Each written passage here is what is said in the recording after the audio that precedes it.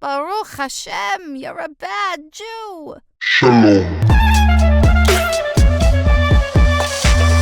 Welcome back to another episode of Bad Jew, the place where there is no such thing as a bad Jew. Yes, you heard that correctly. And if you've been listening now for the past almost 2 years, you would know that there's no such thing as a bad Jew. But with me today is Gabi. Gabi, welcome to the podcast. I just want to give the listeners a little bit of context here. Gabi was kind enough to reach out to me to have me on his podcast where I got to talk about some of my philosophies around the bad Jew mentality and the fact that there is no such thing as a bad Jew. We talked about a lot of subjects under the sun. We're probably going to do a part 2 in the future, but you're going to see that he's a really awesome content creator. I really like the kind of work that he's doing. Gabi, how are you today? Chaz, I'm doing so well, man, and I'm so excited to be on the show with you. So thank you for having me. And you have an amazing, friendly vibe that just goes so well. So I was so happy to have you on the pod. And part 2 is going to be awesome as well, I'm sure. So I'm excited for today. I appreciate that. And by the way, Gabi, I'm going to cut this out, but I'm now going to Venmo you the $1,000 for saying that. Do check out the GKP podcast. It's available on all platforms, including YouTube. But before we talk further about that, Gabi, we have the right of entry onto the podcast. It's the 4-minute Bad Jew challenge where you tell your life story in 4 minutes. Are you ready? Yeah, I'm ready. I'm so stealing that from my pod, by the way. How dare you? All right. I'm Gabi Koyenov. I was born in February in 97 and in a massive snowstorm, which was awesome. I went to Shari for elementary school and then Chavetz Chaim for high school. Chavetz Chaim is a very yeshiva. Shari is a more for Bukharian first generation kids. So I grew up Bukharian, very traditional Jewish. And then I kind of shifted into more of a yeshivish experience. You know, throughout high school, I would say I was kind of agnostic. Right. But then once I left high school, I joined Beis Medrash. So in Beis Medrash, you're basically learning all day Talmud from, Talmud and prayers and Musar from morning to night. So I kind of lived that monk life for whatever it was, like 5-6 years. I was kind of knew I wanted to be a therapist. So I started my master's program after like my 4th year out of high school. Yeah, I started my master's program because yeshiva gives you a bachelor's degree. So I was able to do it. So I got a master's in marriage and family therapy and professional clinical counseling. Throughout that time, I was learning a ton about myself and I loved it. And I was dating in the shidduch system and that was going horribly, man. Eventually I met my wife and I got married and then we had a beautiful baby, also born in February in the middle of a snowstorm. So kind of came around a full circle like that. But how am I doing on time here? What should I expand on? You're doing good. You have 2.5 minutes left. 2.5 minutes.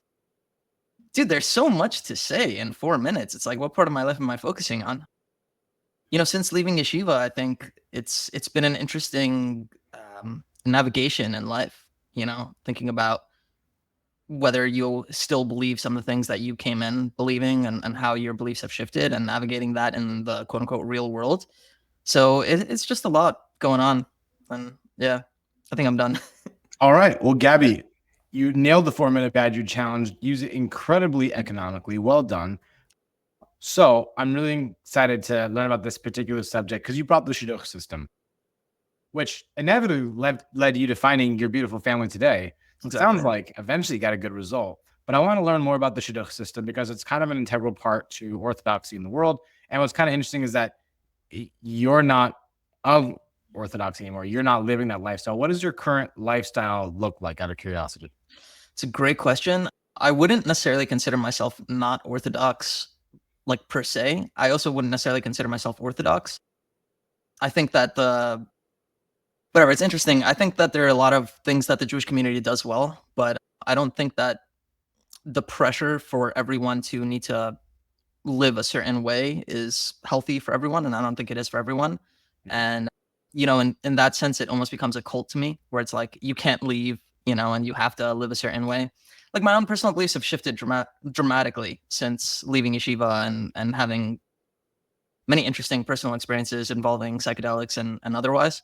Mm-hmm. But yeah, my own personal beliefs. I don't know. I'm Jewish, but I believe that God has a different mission for everyone. And then also that life is just beautiful and sacred and in and of itself is just living is a mission in and of itself. So that's how I see it.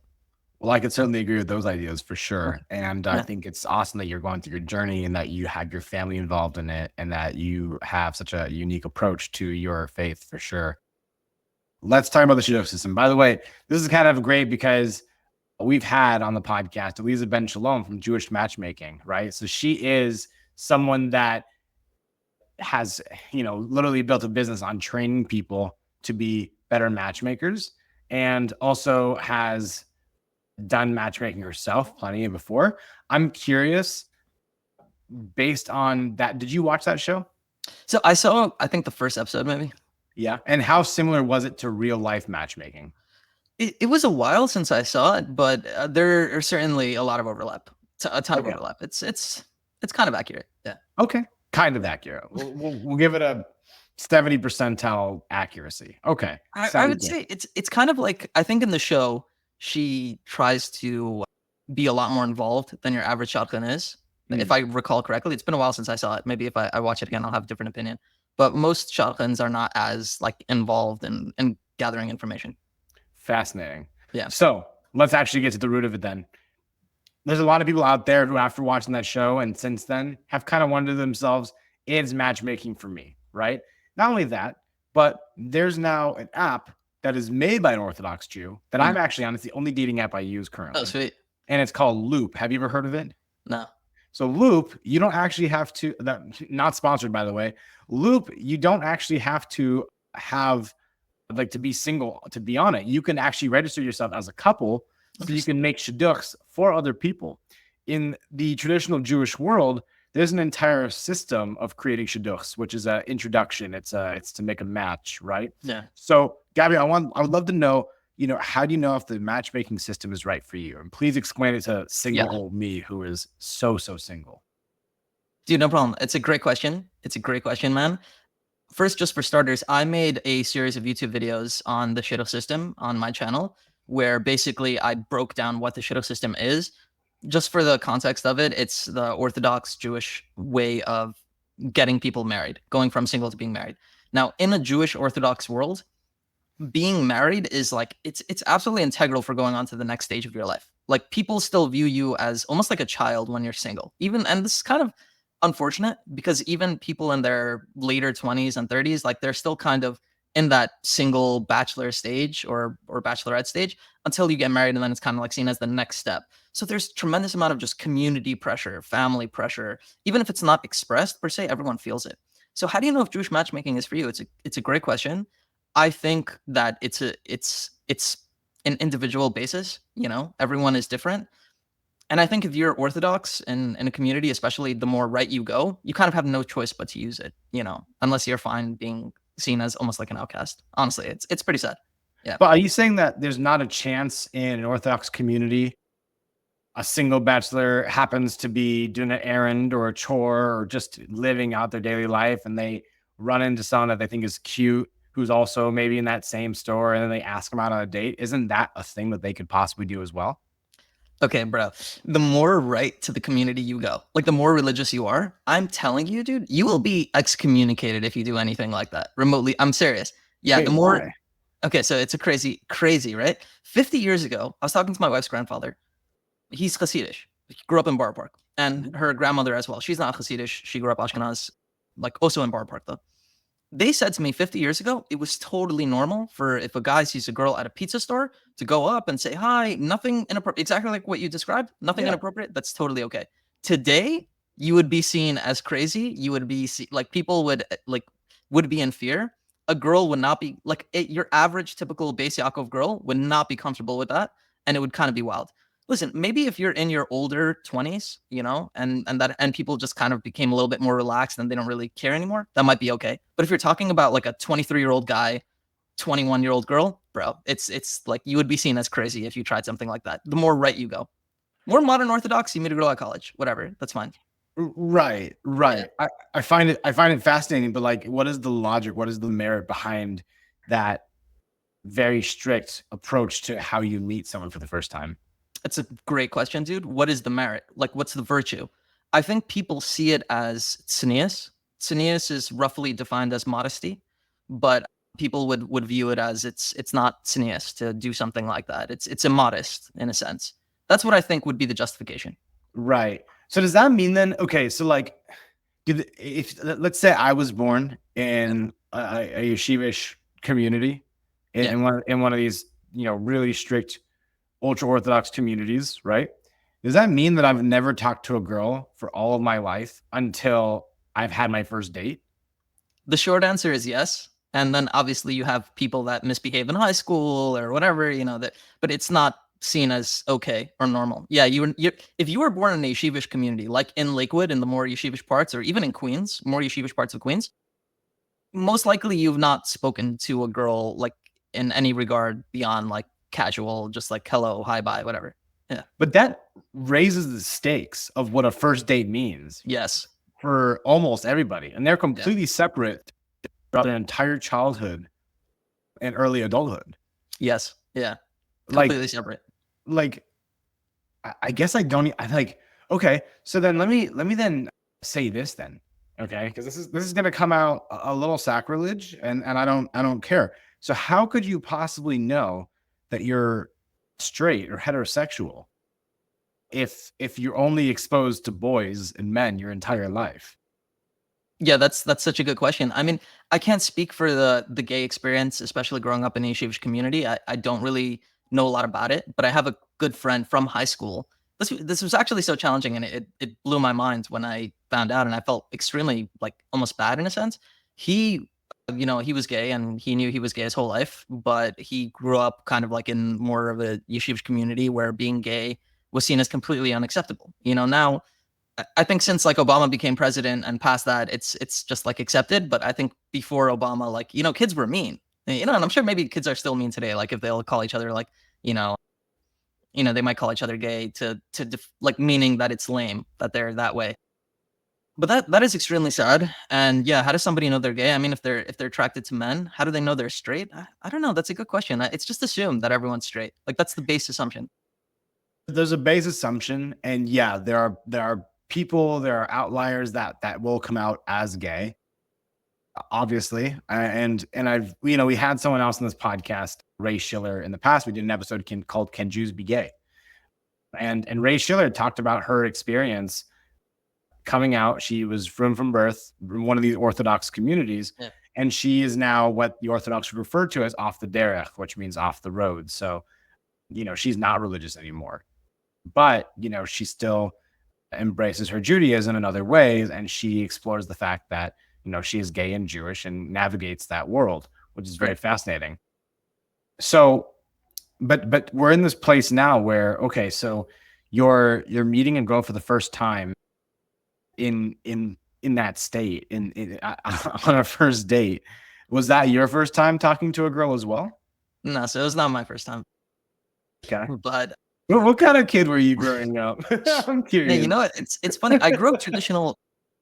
Yeah, no, I grew up traditional Bukharian. So like I had friends that were female, and I even had a girlfriend from like 4th to 7th grade. So like it wasn't, yeah, but it wasn't so crazy for me. And then in high school, I did talk to girls, obviously, even though it was a more yeshiva, I found my way to that experience, but I never, did anything inappropriate or anything like that. Inappropriate, whatever.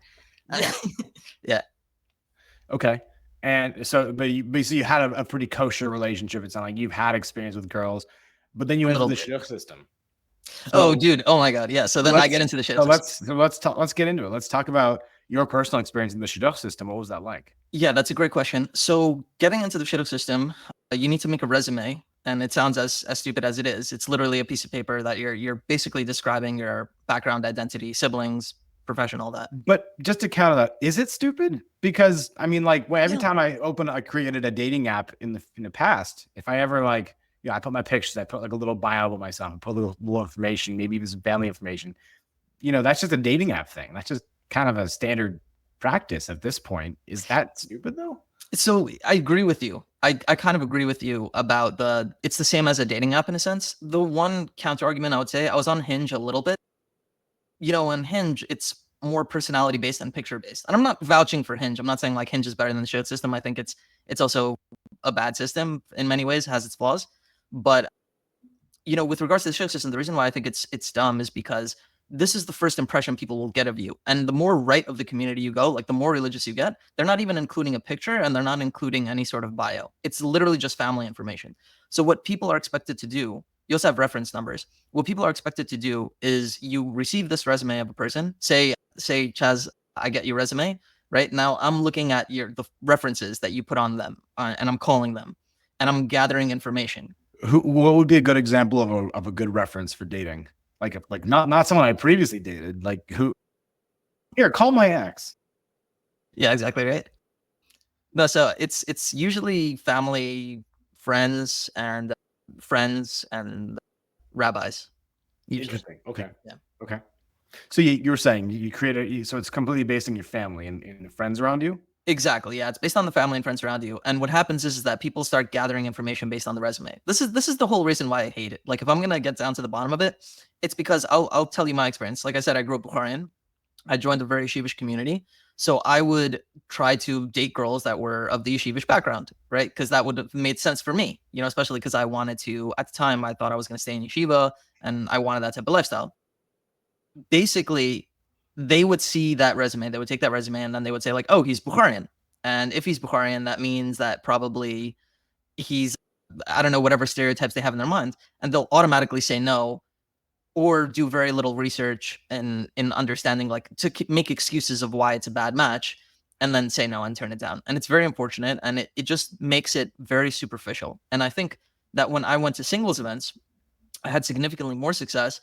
And like the types of girls that I would end up going out with from a singles event have even told me like, oh, I never would have went out with a Bukharian. Like had I gotten your resume and saw that you were Bukharian, I wouldn't have gone on the date with you. But they were happy to go on a date with me when they met me at a singles event, because it's a whole different story. You get their personality, you get the vibe, you get you see how they look, and the interaction is real, it's authentic. So that's in short the problem with the shidduch system resume, where it's meant to be a good thing. It's meant to see like, oh, do we align on paper, right? Does this make sense on paper? But what it turns into is just an extremely superficial system with a lot of gatekeepers. There are a lot of people that will just turn down the match before the single that's supposed to go out on the date will get the opportunity to give their answer. So meaning the rabbi could say no, the parents could say no before it even gets to the single. Does that make sense? Got it. So it's almost like the questions that you would normally ask on a first date, rabbis and families and friends ask in advance for you. Okay, and that's what happened to you. That's what happens to everyone, man. That's what happens to everyone. And I wouldn't say it's necessarily first date stuff. When you're doing research from the resume before the date even starts, it's questions like, does this person want to move to Israel? Does this person want to marry a guy that went to yeshiva? Does this person want a working person, right? Does this person want a girl that watches movies or listens to music or doesn't do any of those things? Does that make sense? Fascinating. Okay. Yeah. So they skip the what's your favorite color phase and they kind of go to the bigger stuff, which makes sense. Because by the way, I think that that's actually a really ideal way to date is on the first date is asking questions such as, what are your intentions with this date? So on and so forth. But that would be coming from me. And that's like one of the distinctions is that, okay, it's one thing for me to ask those questions. It's another thing for my rabbi or my father or my friends to ask those things for me. Right. So I think that's kind of interesting. I'm also like, and so you're saying you were gate kept quite some time. Oh my God, severely gate kept. So what was it like when the potential dates references would call you? So normally how it would work is that a reference, somebody would call me if I was on my friend's resume. So say my friend wants to go out with a girl, so he puts my number on his resume, right? So then the girls, whoever is doing the research for her, right? Meaning either her parents or the shadchan or a rabbi of some sort, whoever is doing the research for her is going to call me to find out about my friend. So that experience is interesting. That experience is the same thing. Like, oh, does your friend want to move to Israel? What is he like as a roommate, right? Like, is he outgoing? That's everyone's favorite question. Is he outgoing or not? And then you're supposed to answer this question as if like it makes any sort of difference, but right. Yeah. Fascinating. Okay. And I guess the closest I can do to relate to this is the fact that there was a girl that I met from the Frum community. We had a clear chemistry whenever we'd meet. We met at some of the Jewish parties out here in LA. I know, so not kosher, but we did. And I asked her out. She said yes. She was into it. Awesome, great, confidence boost. And then before the date would even happen, she actually started asking me kind of the deal breaker question. By the way, she didn't even have my phone number. This was all through Instagram DMs. Interesting. Okay. And I was like, this is strange, right? And long story short is she kind of vetted me up and down before we even had the first date. And then she said, actually, this is not for me. So she kind of gate kept herself, which I can respect to some degree. But then it got weirder because later on we reconnected. She still said she was interested in me. And since then I had grown Jewishly. So I tried it again. And the same thing happened again, where she kept on gatekeeping before the first date even started. And I'm like, I'm thinking to myself, do you want free dinner or not? Do you want a free dinner or not, woman? And and then what happened following that was certain potential ideas came out. I was like, hey, maybe we should jump on a phone call. If you really want to get this sorted out before an actual first date, let's jump on the phone to talk. And then she never ended up meeting me for the phone call. Wow. And I decided, like, you know what? I respect myself enough to pursue this further. And months later, she waited months because she was being petty, right? She saw some Instagram that I sent her, but I sent it to like a group of people.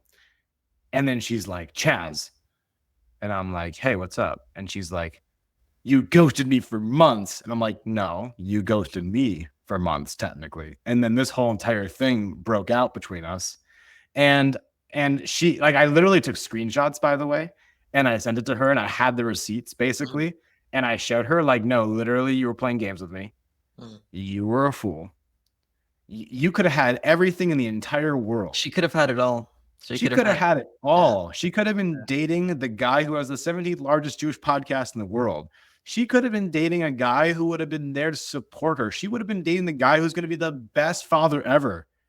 She could have been dating a guy who has an incredible Jewish journey, but she, for lack of a better term, excuse my French, but she fucked up. So I rest my case. I've said it.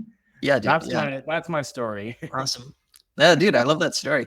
And I mean, it's unfortunate. Yeah. I want to hear your story though. Sure. Okay. So I wanted to shout these people out in the beginning, but they do incredible work. The Rebbitzins program. I don't know if you're familiar with them. I'll send you a link to add in the description of the show notes. But basically, the Rebbitzins program, they do retreats and they do as well just like shotgun networking and everything, and they're really amazing. And my story basically was as follows. I started my shidduch dating process when I was 23 and a half, close to 24. And at that point, I was almost done with I was kind of like maybe a year and a half into my master's program, kind of almost done, already starting my internship. So I was like, okay, I'm getting the ball rolling. And I just had a really difficult time with dating. I had a really horrible time. And just most of my dates, I would go on one or two dates and just be like, okay, this girl is not for me, or, vice versa and stuff like that. And I never really dated anybody serious in dating, by the way, means like if you're past more than 5 dates, that's already like serious, because you're expected to get married. And like if you've dated 20 times, especially the more right to the community you go, if you went on 20 dates with a girl, that's considered like a long time. Like that's considered like you should basically be getting engaged. The more right to the community you are. Some people to the right of the community, they'll date like 3 or 4 times and then they'll get engaged, it's kind of crazy, but they do it. So I never dated anybody seriously, and I was there for like 2 years, and I was having a really serious issue just like mentally with my mental health, because I was trying to be a good Jewish boy and not have any type of, I guess, like, I don't think extramarital is the right word, but I guess like extramarital intimacy, like something not pure. Is that what you're trying to say? Yeah. In Jewish circles, you're not allowed to have any sort of, in Orthodox Jewish circles, you can't have any sort of romantic connection beyond marriage. So like, even if you're single, you can't be with another single person unless you guys are married. So, I was trying to be a good Jewish boy, and that was extremely difficult. I think it was taking a huge toll on my mental health. Just I wasn't in a relationship and I was single, and it was tough. And I think I'm a person that needs, relationships. I had my best friends. I had family that I was extremely close with, but that part was missing for me, and it was very tough. So I decided, like, about 2 years in, I was like, I'm done with the shidduch system. I'm not doing this anymore. I got Hinge. So I was on Hinge for a few weeks, and then I decided, I was like, you know what? let me talk to the Rosh Hashiva of Chavetz Chaim, Rabbi Grunblatt, just because I was like, look, I'm doing what I need to do for my mental health, but you know, and that was it. Actually, was helpful. You know, being able to start socializing, going to bars, and socializing with girls, like it actually helped me. Like low key, it really helped me a lot. But I decided I was going to talk to Rabbi Grunblatt, so I go over to him. And I have a conversation, and I opened up to him a little bit, not about everything, but just kind of like what was going on. He's like, oh, he kind of gave me very generic, extremely generic, like whatever rabbis would typically say. Like, oh, you never know, like things could always flip in a dime, and it happens all the time. Like somebody's in the shidduch dating system for like 20 years, and then they finally find that person, and it changes like that. Snap of the finger. And I'm like, yeah, Rabbi, like, come on, whatever. It's feel good stories, but I'm not wasting the rest of my life, for another, like, whatever, till this works out. He's like, oh, just give it one more month. Right. So I decided I was going to give it one more month, and I got somebody's resume, and I was going to say no, actually, because I got her picture, and the picture was very pixelated, and it looked like she had a bad cross eye in the picture because of the pixelation. So I was gonna say no, and then also just because I wasn't really that interested, I was just like, whatever, it's this girl. And then I was driving a coworker home randomly because his car was something was wrong with his car, so he needed me to drive him home. So I was giving him a ride, and I was like, "Oh, what are you doing for Shabbos?"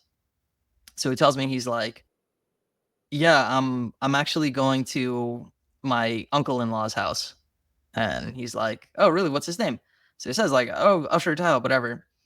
So I was like, "Oh, that's so weird. I just got a resume of a girl with the last name Taub. Like, is this related to them?" And she's like, "It's like, yeah, actually, that's his daughter."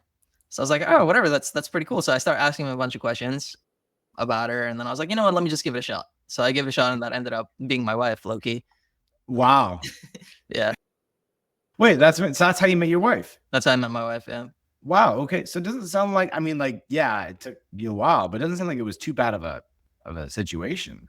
So I agree with you. We could dissect it, but just actually, so for me to call out the Rebbitzins program, which is so amazing, and the reason why they do such good work, I went to a bunch of their retreats and met a bunch of shadchanim there.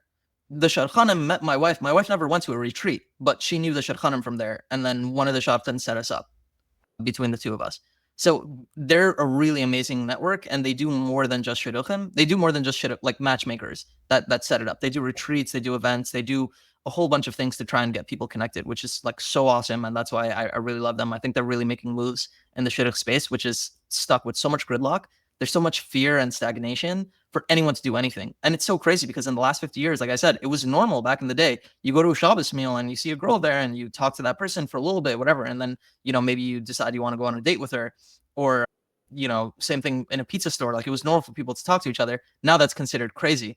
And it's like it's really because people are afraid. People, like the singles, are genuinely afraid that if they're seen like this, then the rabbis are gonna give them like a bad name or something, and they're not gonna give them shidduchim. Like they're gonna be viewed negatively by other people if they step out of lines. So it seems like an irrational fear to some degree, though. It's totally an irrational fear, but it's also rational, because if you do something kind of like, if there's a shotgun, let's say, that is supposed to set you up, and they're hearing bad things about you, like, oh, she's somebody that talks to boys, you're screwed. The shotgun there, he's not going to say, like, the fear is, and this is sad to say, but the fear is that if you're in that position, let's say a girl, like, oh, they're going to set you up with a dumber guy, or, like whatever, like the weird guy, and same thing vice versa. Like, oh, if you're a guy that has a bad name, they're going to set you up with like, the weirder girls. I hate saying that, honestly, but that's the fact. It's the truth.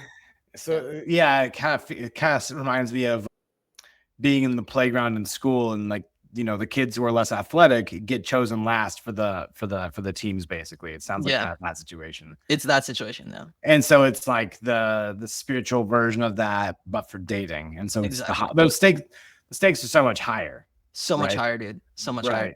But you were asking me my story, like why it was so horrible. Right. I want to answer that question. Dude, so it was horrible because for 2 years while I was in that system, I was not feeling any sort of romantic connection. And I genuinely do believe that it's, once you hit that stage in life where, you start needing to explore that area of your life. And it was just being stunted. And I felt like my mental health was taking a serious toll from that. especially because I think that a lot of the rejections that I was facing were very unfair. I think that a lot of girls, I was not getting a lot of dates that I thought I should be getting because of, like I said, my background. So I would have to go to singles events and stuff like that and get out of my way. And there's nothing wrong with that. I encourage people to go to singles events. I think actually another thing that's crazy is that singles events are discouraged for younger girls, which is crazy to me. Yeah. That's wild. Yeah. Some people view them as not tznius, which is, it's insane, dude. It's insane that it's like that. Yeah. Yeah. It's something that I'm so detached to personally, just because culturally I grew up so different. I grew up in a secular / conservative home, and I was surrounded by women all the time. And I'm still to this day surrounded by women all the time. And as I'm exploring some aspects of modesty in my life, where I'm trying to dress a little differently from what I've learned over the past year, especially from a really wonderful content creator named Moriel Shviki, who inspired me to use a little bit of modesty myself as a man. I think as it turns out, I think that yeah, it's just a cultural difference. But there's a clickiness to it. There's certainly a clickiness to it, and it can be problematic, and I could see how it could definitely impact someone's self-esteem for sure, especially if you're being unfairly judged throughout that process. But that means then does that mean everyone's actually acting genuinely when they're acting so sternly and they're acting so appropriately the entire time? Does that mean they're going to genuinely be living out the rest of their lives if they're being put under a microscope like that? Yeah, you literally hit the nail on the head with that. It's not possible. That's the bottom line. Like, it's not sustainable. I think a lot of people pressure themselves to be and act a certain way. And that's also why, like, most rabbis or people that are giving you advice about shidduchim and the shidduch system, they'll tell you, you can't just say no to a person after one date. Typically, you have to give it a couple of dates to really try and have a good determination on it, because people aren't themselves in the first date. There's so much fear. Honestly, there's a lot of fear, and people are not prepared because, like you pointed out earlier, they've never really spoken to anybody before this. Like, they don't have experience with boys or girls. It's just very new for them. So Right. people are fake. Yeah. And fake, I don't mean that in like, oh, you're being fake. I mean, like, it's not possible for them to be genuine in that state. Sure, of course. And I'm curious, I know that you're not in that community, but you're still involved to some degree. Yeah, pretty heavily, I'd say. Yeah. So do you know of a lot of couples in the Orthodox world, then as soon as they got married, they almost went off the rails in their own way, where they kind of just started misbehaving in their own way because of they're now married. Okay, they don't have to worry about being so behaved now all the time. Is that a thing that happens? That's such a good question, dude. It probably is harder to track, by the way, because if Yeah. anything does happen, it's behind closed doors. Exactly. Yeah. First of all, yeah, if anything does happen, it's behind closed doors. What I would say is as follows: most people that are yeshivish, and maybe I'm wrong about this. It's really hard because you don't know people's internal thoughts. But most people that are living in that circle believe in it. They're really in it for real. They want to get married because they believe it's the right thing to do and to get onto the next stage. And, you find your bashert, and this is like, it's the right thing for them to do. And they really believe it. So I don't think that people, and there are people that are like this, though, that fake it so that they could get married, just so that they can move on. But I don't think that that's the majority, but it probably does exist. Right. And I will say this, just to kind of give a saving grace to the whole entire idea of shidduch system. There's aspects of that do appeal to me, right? Like, it's what does appeal to me when it comes to the shidduch system, as I'm getting into my orthodoxy, because I'm trying to live into a modern Orthodox lifestyle, is that, okay, instead of worrying about who I'm going to date, all I have to do is really focus on myself and the learning and the growth that I can lead. And once I get into a lifestyle that is healthy, that helps me strengthen my mitos, right? Which is your character traits, your mitos, right? Yeah. Then I can hit up a shafran, right? That's the name of the matchmaker. Yeah. I can hit up a shafran or my rabbi and say, okay, I'm ready.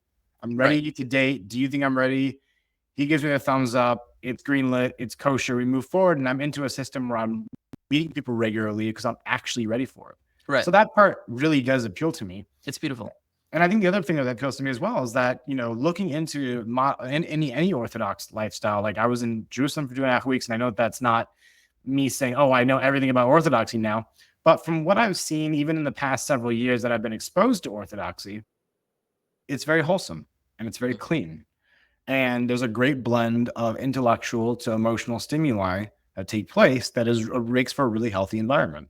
Yeah. And those are the things that really do appeal to me as I grow into this Jewish journey, is seeing that and wanting to participate that and raise a family on those merits. It's so And beautiful, dude. Yeah.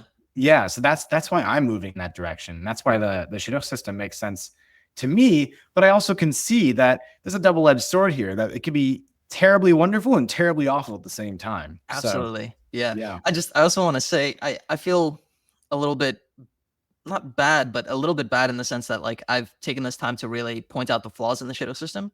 But at the end of the day, it is an amazing system for what it is, and it helps people find their match. And it worked for me, honestly, and I'm grateful for it. I'm so happy. Like 2.5 years of pain to being married to somebody I love and have the daughter that I have, like that I would literally give my life. Like she gives me so much meaning. Like it was worth it. Don't get me wrong. Yeah. I just think that unfortunately there is a lot of gridlock and stagnation, and it could be done better. It could be done more efficiently that will cause less pain to singles. It absolutely could be done. And I think that it's really imperative for community leaders, rabbis, and with shadchanim and everyone to really make a push for those better, like for those better ways that will be more inclusive to other singles. And yeah, like I'll just give you an example, Chaz. Like for you, what's going to be difficult is that there are going to be people that will get your resume and they'll say like, oh, Chaz, he's a Baal Tshuva. I don't want to go out with him.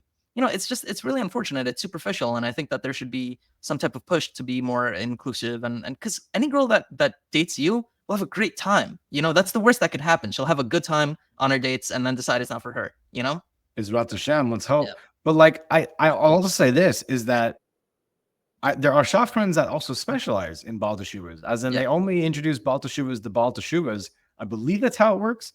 And if that's the case, I actually think that's really appealing to me, because now I have someone that I can relate to on a deeper level that has a much more similar background to mine.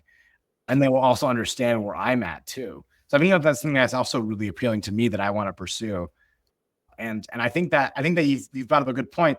You can be judgmental. I can be very unfairly judged, and it's all my life I've been unfairly judged. That's why I'm still single, almost at 30 years old. So, this is the reality. It's okay. I can handle It's okay, man. Yeah. But I do so appreciate you being here on the podcast and giving such a great dynamic look into this world and being honest and being humble about it, and being vulnerable to share these experiences.